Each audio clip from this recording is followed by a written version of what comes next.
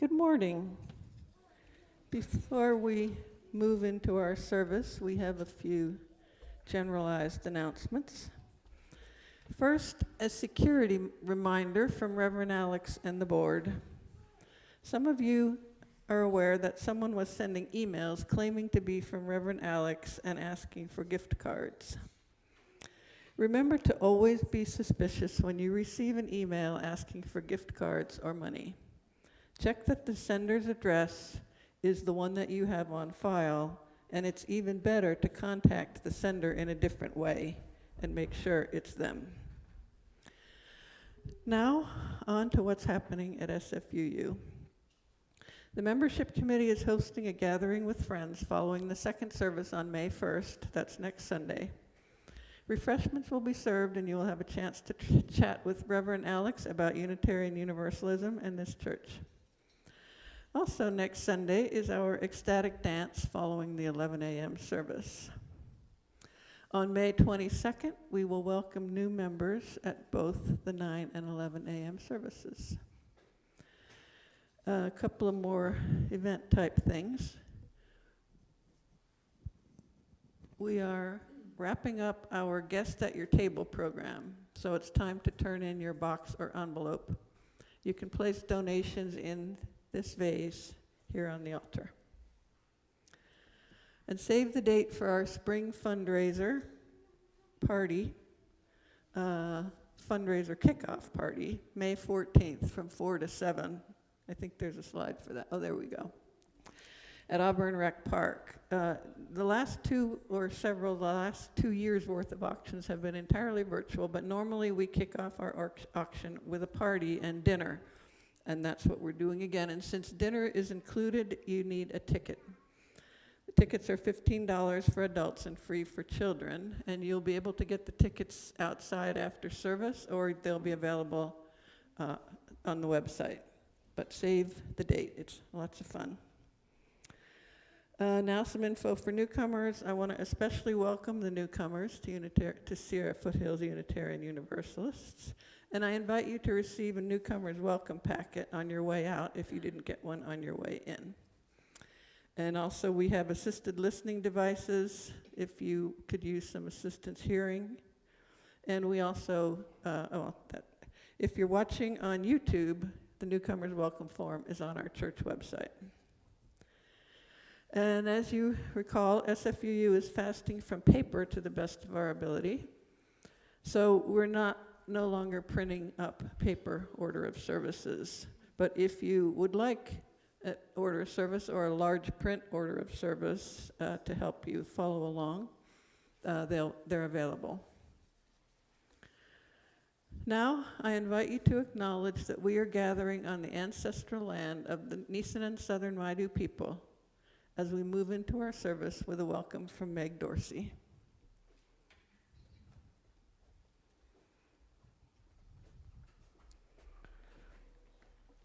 Good morning, everyone, and welcome on this beautiful spring morning to SFUU. I'm Meg, and I'm honored to be here with all of you this morning in fellowship and in community.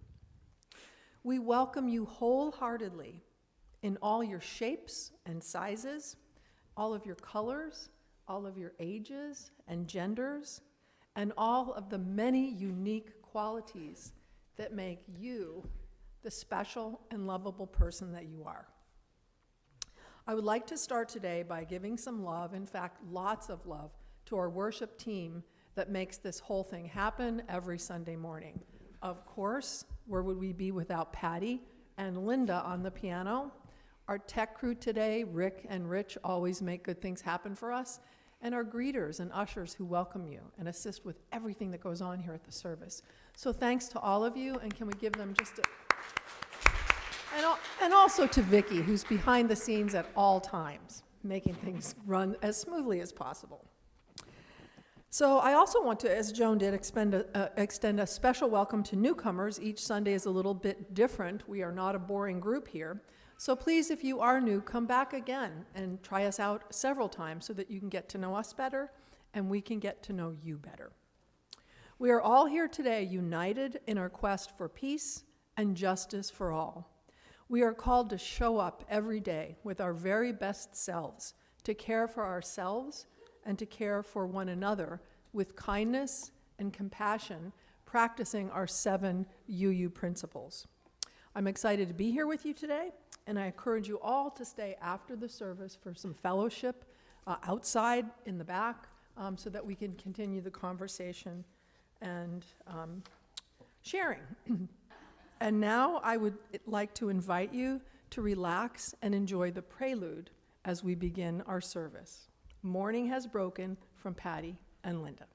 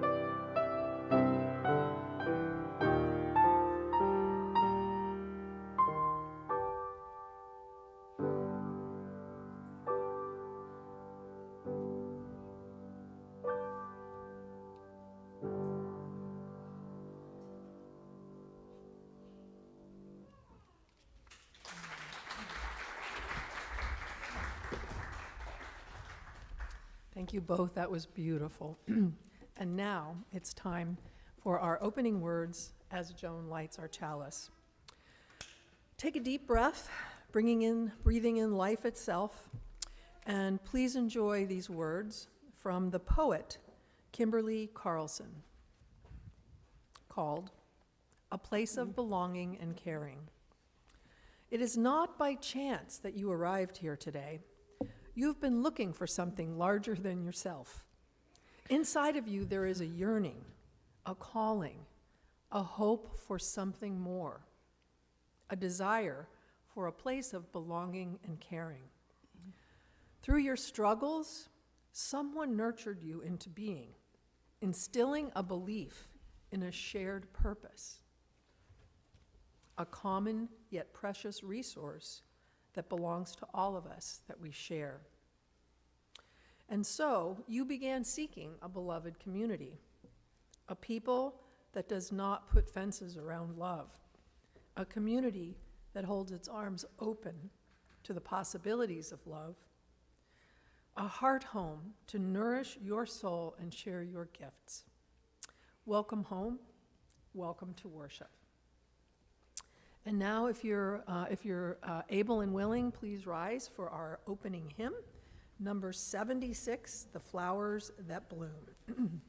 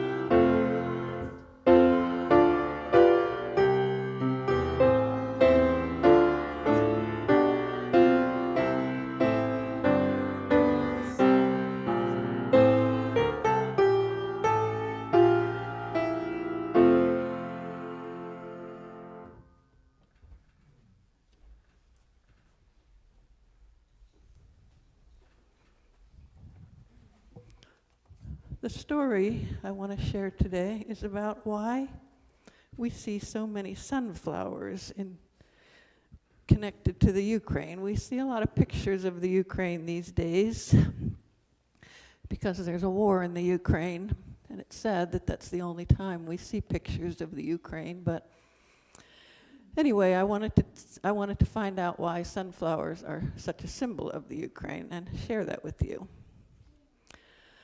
As the Russian invasion has continued over the past weeks, displaying sunflowers has become one of the many ways the world is showing solidarity with Ukrainian people. Globally, awareness of the association between sunflowers and Ukraine has grown since February 24th, the first day of the invasion. When the news outlet Ukraine World shared a video on Twitter showing a Ukrainian woman putting sunflower seeds in the pockets of Russian soldiers to take with them when they left. But the flower has an even longer history in the country.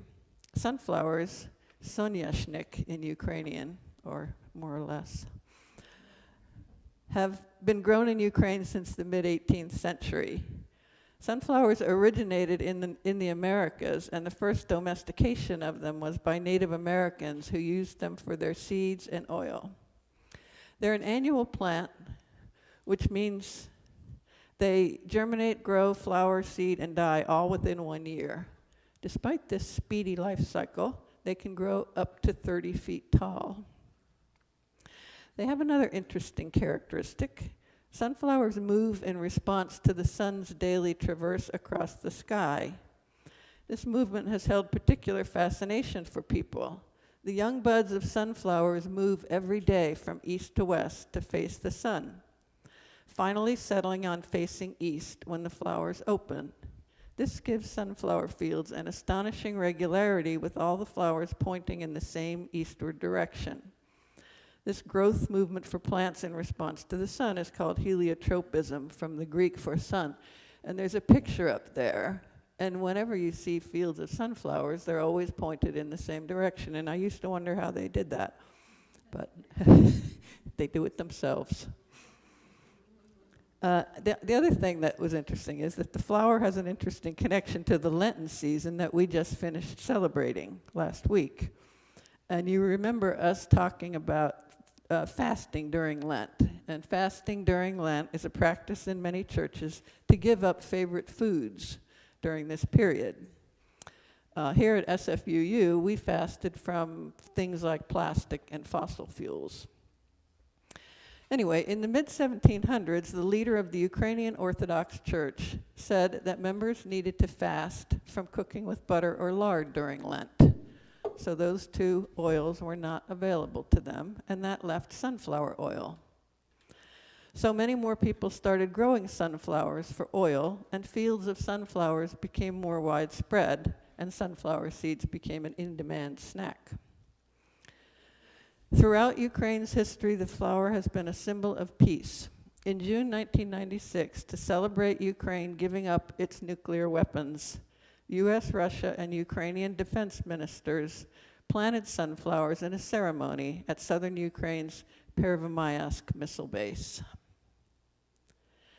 Sunflowers are a powerful symbol of hope for the future as seeds germinate to cover the ground each spring.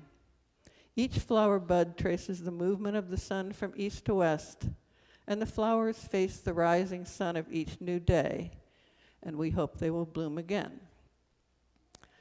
And some of you might remember a few weeks ago when Reverend Alex walked around handing out sunflower seeds. You remember that?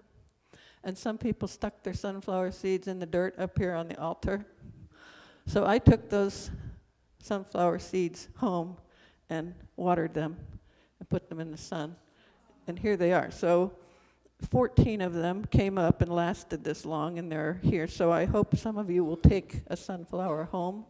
Most of them are in these little peat pots, and you can just stick it right in the dirt. You have to keep the pot wet, though. So get one of them if you want.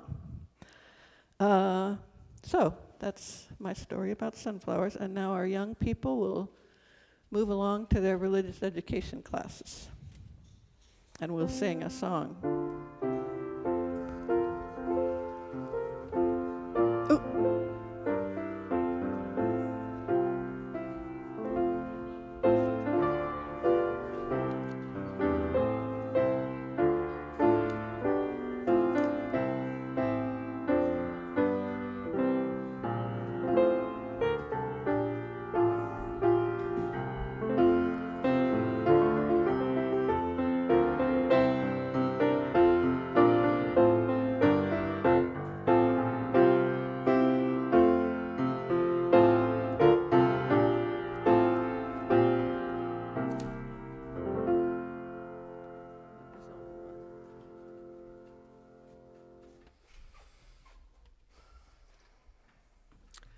This is the time in our service that we set aside for joys and sorrows.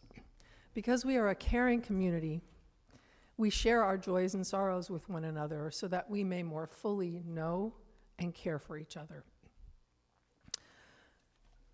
Today, thinking of our greater community, let us be mindful of the unspeakable suffering that the people of Ukraine are experiencing.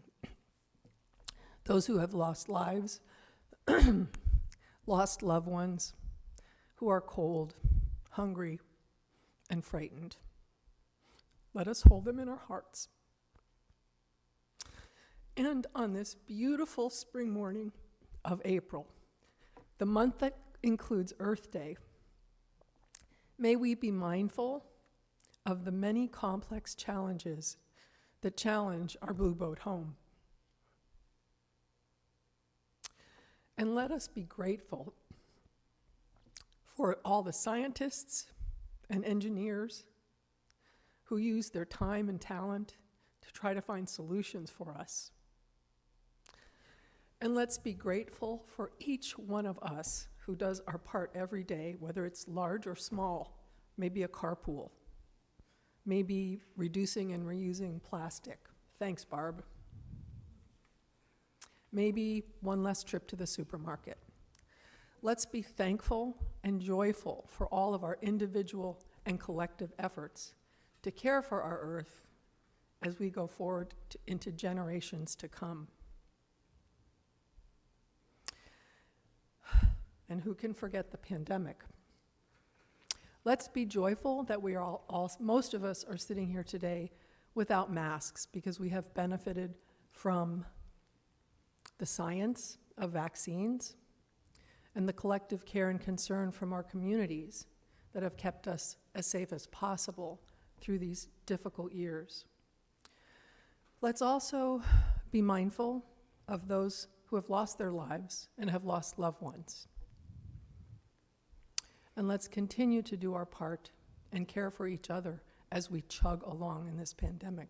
There will be an end. And lastly, I want to call up all of our loved ones, our family and our friends. Maybe they're here with you today. And maybe they are not here with us today because they have passed or they are far away. They are absent but not forgotten. May we hold them close, send love and kindness to them, as well as forgiveness, because there is nothing more joyful than the beauty of forgiveness and living with an open heart full of love. So let's just take a moment and sit in silence to ponder our joys and sorrows. But before we do that, got a little carried away. I do want to share from our book today, from our personal joys and sorrows. And for today, April 24th, we only have a joy, which is Happy Flower Communion. So let's just take a moment and sit in the silence of the moment to reflect on our larger joys and sorrows and our personal joys and sorrows. And our singing bowl will bring us back in just a moment.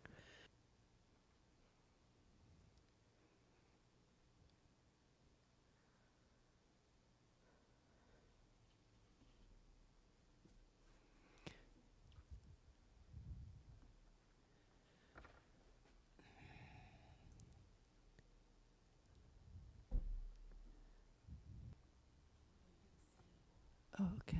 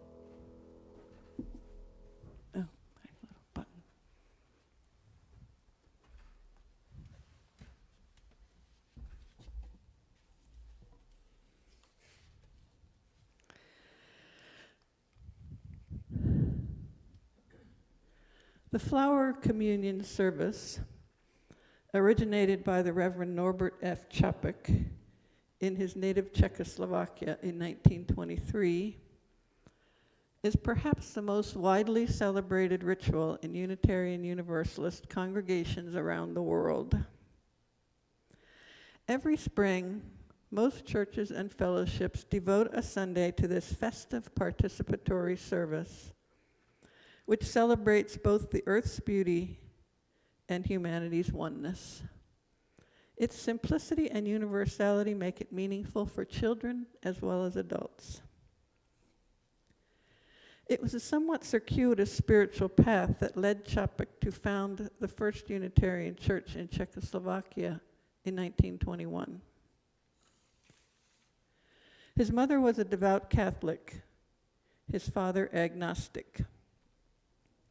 He became an acolyte at age 10 in 1890 at St. Martin's Church, Catholic Church. In the years that followed, he became disillusioned with the church and its teachings. At 18, he apprenticed to his uncle, a successful tailor in Vienna. Norbert discovered the Baptists and became a minister. He founded almost a dozen Baptist churches from Ukraine to Budapest. Yet slowly his faith became more and more liberal. He left Bohemia under government threat and accepted a call to serve a Baptist church in New York City. His wife, Czech-born Maya, had met Norbert Chopik in New York City while he was studying for his PhD, and it was under her urging that he left the Baptist ministry and turned to Unitarianism. He wrote in his diary one day in 1919, "I cannot be a Baptist anymore, even in compromise. The fire of new desires, new worlds is burning inside me." Norbert and his wife joined a Unitarian church in New Jersey in 1921 for the same reason a lot of you did. Their children liked the religious education program. That's the power of our religious education teachers. Later that same year, with World War I ended and his home country now independent, he and Maya returned home to Czechoslovakia, where he established his Unitarian Church. This was the Prague Liberal Religious Fellowship. In just 20 years, his church had grown to 3,200 members. He introduced this special service to the church on June 4th, 1923. For some time, he had felt the need for some symbolic ritual that would bind people more closely together. The format had to be one that would not alienate anyone who had forsaken any other religious tradition. Christian communion with its bread and wine was unacceptable to the members of his congregation because of their strong reaction against the Catholic faith. So he turned to the native beauty of their countryside for elements of a communion which would be genuine to them. This simple service was the result. It was such a success that it was held yearly just before the summer recess. Maya Chopik was ordained in 1926. It was in 1940, during her tour of the United States, that Maya introduced the flower communion, which had been developed in Prague at the Unitarian Church in Cambridge, Mass. Unfortunately, Maya was unable to return to Prague due to the outbreak of World War II. And it was not until the war was over that Norbert Chopik's death in a Nazi concentration camp was revealed. The Nazis had accused Chopik of listening to foreign broadcasts and sent him to the Dachau concentration camp in 1942. Even in starvation and torture, he held a flower ceremony with his fellow prisoners, finding whatever flowers they could among the weeds of the camp. They testified to a beauty larger than themselves and a love that would outlive them. From its beginning in 1923, the service has spread to many of our Unitarian Universalist congregations and has evolved from Chopik's version. In his original service, people were asked to bring a flower of their choice, either from their own gardens or from a field or roadside. When they arrived at church, a large vase stood waiting in the vestibule. Each person was asked to place their flower in the vase. All 3,200 of them, I guess. They joined with others. Oh, this signified that it was by their own free will that they joined with the others. The vase that contained all the flowers was a symbol of the United Church Fellowship. Later, the vase was carried to the front of the auditorium and placed on a table. Dr. Chopik said a prayer, after which he walked over and consecrated the flowers while the congregation stood. After the service, people left the church. They went to the vase and each took a flower other than the one they had brought. The significance of the flower communion is that no two flowers are alike, so no two people are alike. Yet each has a contribution to make. Together, the different flowers form a beautiful bouquet. Our common bouquet would not be the same without the unique addition of each individual flower. And thus it is with our church community. It would not be the same without each and every one of us. Thus the service is a statement of our community. By exchanging flowers, we show our willingness to walk together in our search for truth, disregarding all that might divide us. Each person takes a flower brought by someone else, thus symbolizing our shared celebration of community. The communion of sharing is essential to free people of a free religion. What we are about to do is not a historical reenactment of something over and done, but an affirmation of our continuity with the generations of struggle for an ever-widening liberty. This flower ceremony, lovely though it is, isn't a diversion from ugly reality, but a gentle fierceness which proclaims that in the midst of sinister days, there is always a light of beauty. We are here not to recall something that happened long ago, but to remember something that is happening, to remember, put it back together again. And in that remembering, may we put ourselves back together again, each as a part of the body of this community. Today we will celebrate this ritual in solemnity and joy. And now we have a special musical presentation, which Patty put together last year when we had to have our flower service virtually. And she had asked people to send in pictures of themselves with flowers. And this year we invited our newer members to send some pictures of themselves with flowers. So here we are all together with flowers.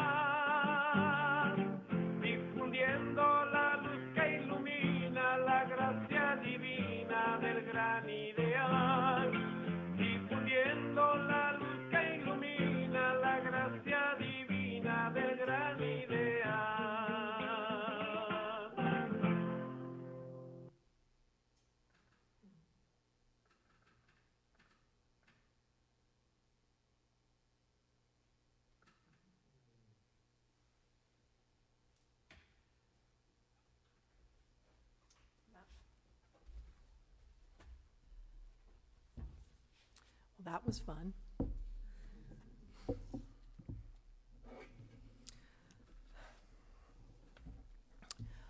I have lots of flowers on my property. It's 1 acre, completely filled with flowers, flowering shrubs and trees, and flowering ground cover. Flowers are blooming somewhere most of the year, but I also have some fake metal flowers and also a metal pink flamingo that I kind of like. And I enjoy these when there's nothing in bloom in my yard. It's a Mediterranean climate that I live in, but I have foolishly transformed it into an English country garden. It's very hard to let things dry out, as I must do every summer during our many droughts. Each season, I paint my palette, and I sprinkle a few annuals here and there. I need some more orange or red here. I need some yellow over there. I work very hard taking care of all of this stuff. And I must admit that the pleasure-drudgery ratio has gone down over the last 10 to 15 years. So why do I do this? Well, the beauty and the color that I gaze upon each day gives me so much pleasure. My head turns anywhere I go where I see flowers, whether I'm driving down the highway or walking through a supermarket. I see flowers or a really good-looking horse, and my head turns immediately. I'm not alone in this appreciation. We all love flowers. They are important in marking special occasions, and some of them are happy, like weddings and birthdays and graduations, and some of them are less happy, such as funerals and memorial services. But flowers help us to create a mood. They enhance our joy, and they soften our grief and convey love and consideration and appreciation. There is a secret language of flowers. Did you know that? Each flower has a very special and specific meaning. Did you know, for example, that a basil flower means good wishes? Marigolds, which I love, mean grief and jealousy. And lilacs mean the joy of youth. Each flower has a special and specific meaning. In a lovely novel that I read several years ago called The Secret Language of Flowers, a young couple who worked in the flower industry in the flower market conducted their entire courtship with no words, just by exchanging flowers to express their meaning.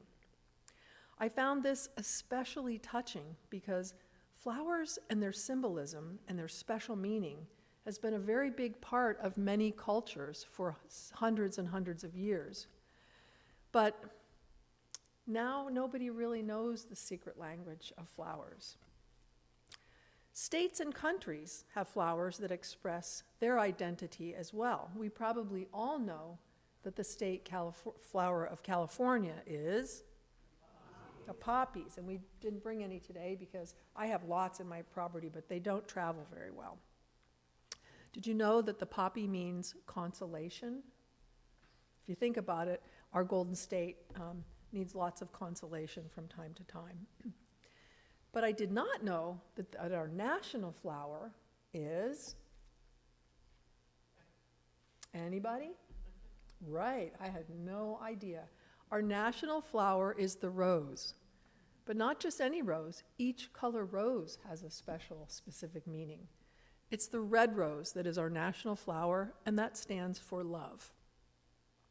Flowers are full of beauty and meaning and symbolism, as our stories today from Joan have illustrated. For each flower that blooms is an expression of itself in the moment, but it's also a striving to bloom again as seeds are dropped and root systems are expanded.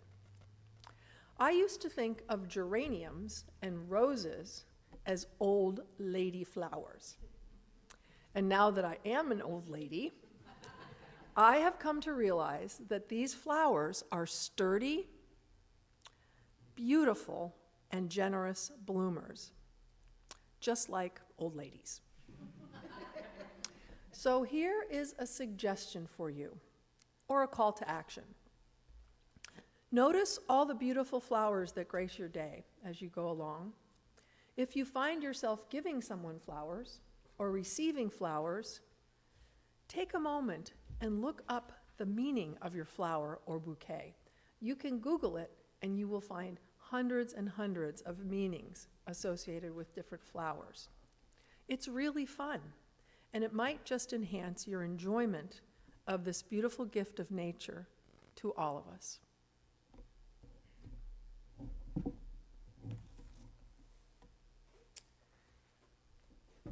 Is this offering?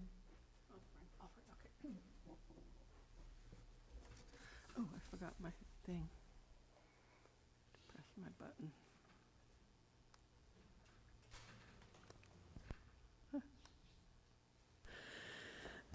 It's often said that the offering is the gift of the free church. That is to say, everything this congregation is and has is only what we bring to it. Our time, our talents, and our treasures. In person, this is embodied by the powerful ritual of literally passing the plate and chipping in. If it's easier, you can continue to contribute to our collection by going to our website or using text to give. There's the number and the website. As part of our ethic of generosity, we also split our monthly collection with a local community organization aligned with our values. This month, our Share the Plate recipient is the Auburn Interfaith Food Closet.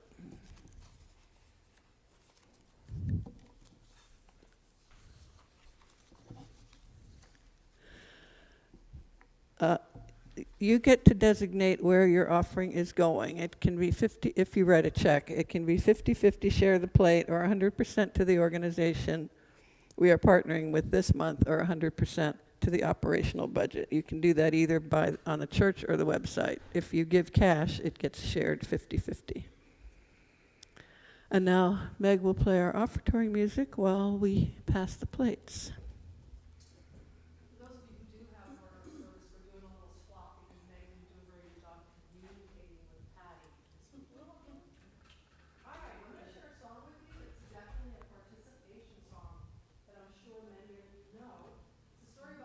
You can About the tragedy of war. This was written by Pete Seeger and made famous by Peter, Paul, and Mary. Any guesses? Yeah, you have to do that.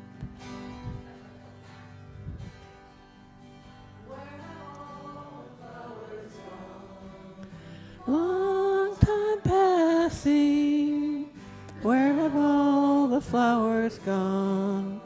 Long time ago, where have all the flowers gone? Young males pick them, everyone. When will they ever learn? When will they ever learn? All the young girls gone, long time passing. Where have all the young girls gone? Long time ago. Where have all the young girls gone? Great. Everyone, where will they ever learn? When will they ever learn? All the young men gone, long time passing. Where have all the young men gone? Long time ago. Where have all the young men gone? Gone to soldiers, everyone. When will they ever learn? When will they ever learn? Where have all the elders gone? Long time passing. Where have all the soldiers gone? Long time ago. Where have all the soldiers gone? To yards, everyone. Will they ever learn?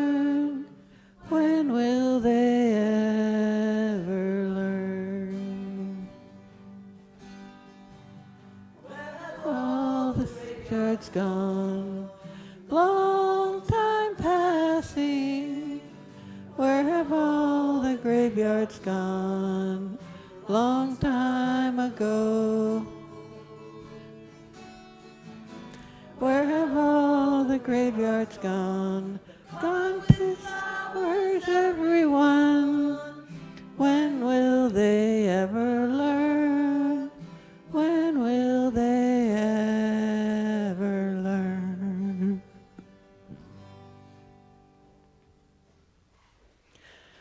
Thank you, Meg. Oh, Meg, can you get the plates?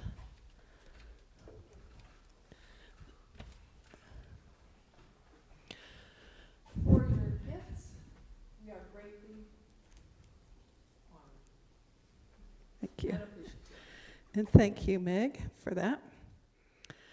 And I did want to just say this now that the children are gone. When the woman put the sunflower seeds in the soldiers' pockets, what she said to them was, "This will grow out of your grave."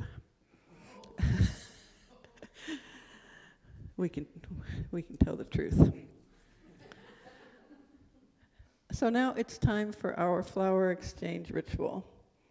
I ask that as you walk among the flowers, you do so quietly, reverently, with a sense of how important it is for each of us to address our world and one another with gentleness, justice, and love.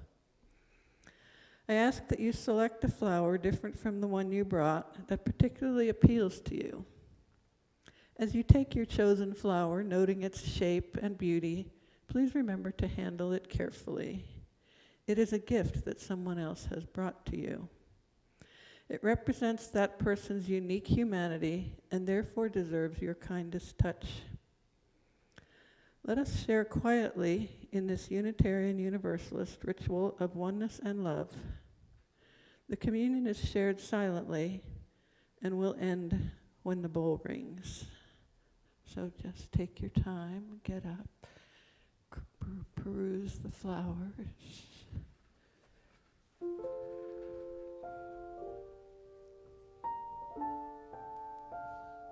We should walk around. Flowers turn out as you had hoped.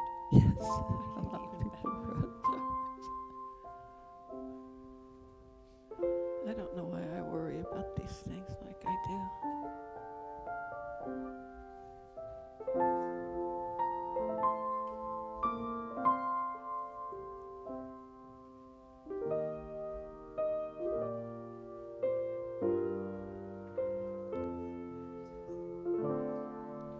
Okay, let me see.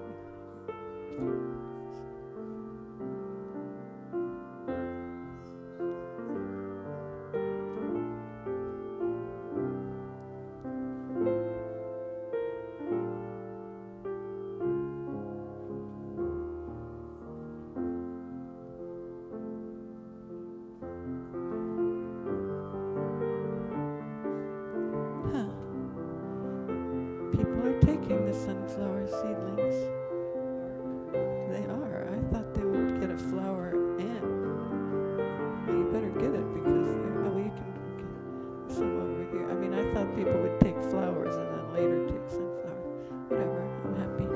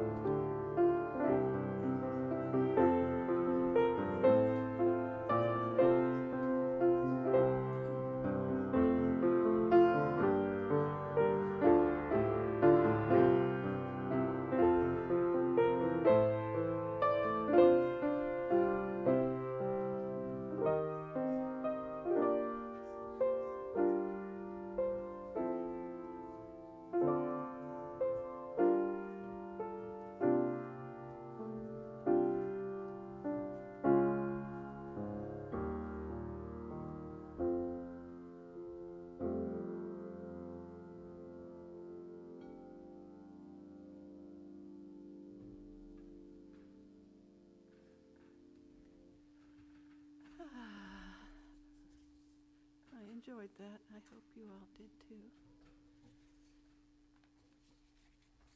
And our closing song is number 63 in Singing the Living Tradition. Spring has now unwrapped the flowers. Oh.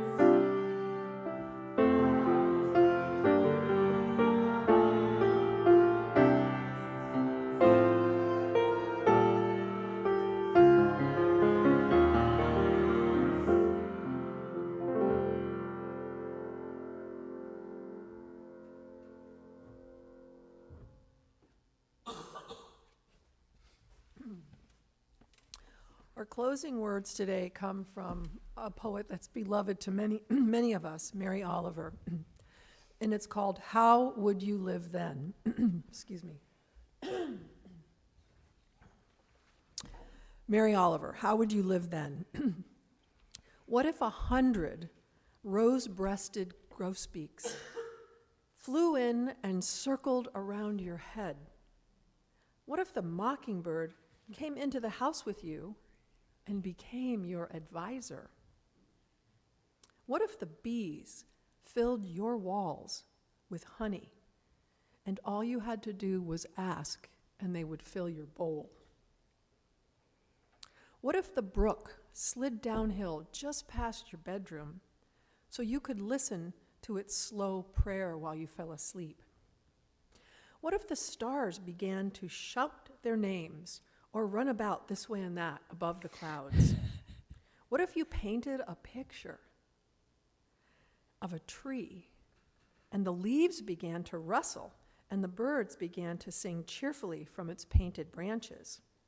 What if you suddenly saw that the silver of water was brighter than the silver of money?